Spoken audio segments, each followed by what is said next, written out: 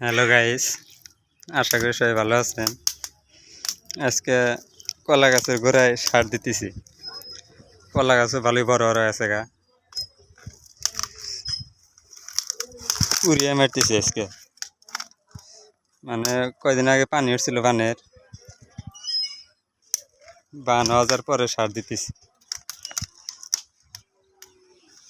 অল্প অল্প হতে না বাবা, একবারে কম করে গাছ তো আল্লাহ নিতে ভালো হয়েছে না।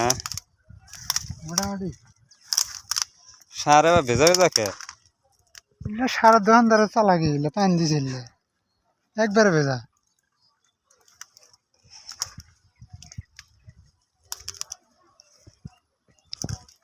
দেখেন গাছের সাইজ, ইন্না গাছ আরো দেখেন বড় বড় আছে। 25 বিঘা দিছি।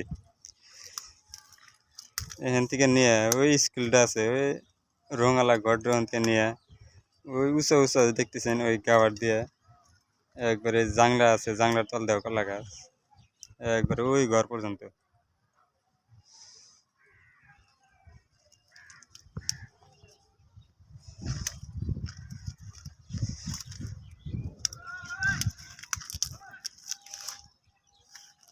অল্প অল্প ডেলি দিই সার, যত দেন না হবো ডেলি মারবো।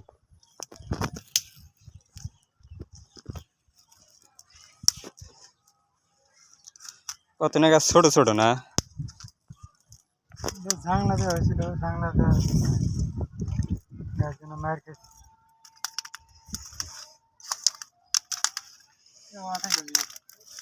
দেখেন এই গাছটা কিরকম বড় হয়ে গেছে গা।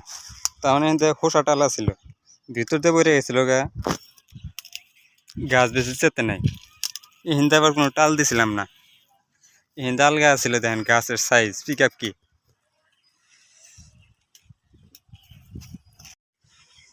দেখেন গাছের সাইজ তামাম বড়। 25 বিঘা জমির মধ্যে কলার বাগান, গাছও বড় বড় হয়ে গেছে গা।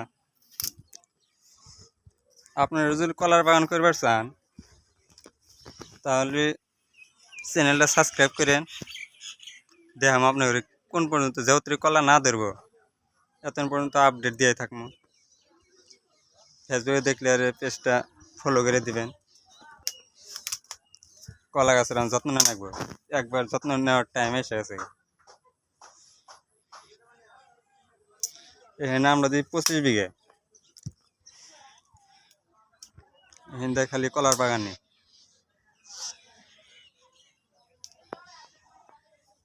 25 বিঘা।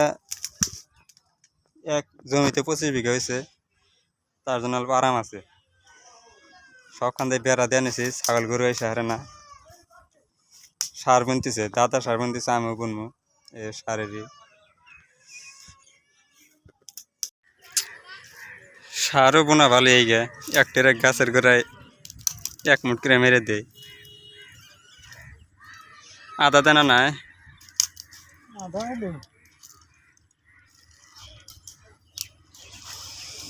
দেখেন টালের মধ্যে আমি জঙ্গল বাড়তেছে, হোলা জিরাতেছিলাম ইন্না বাহিরে নিতেছে।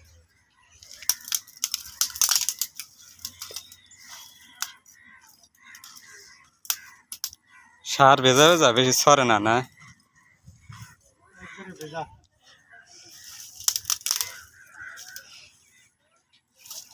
বান হইলো না, বৃষ্টির টাইমে ভিজে উঠছে, বৃষ্টি হয়।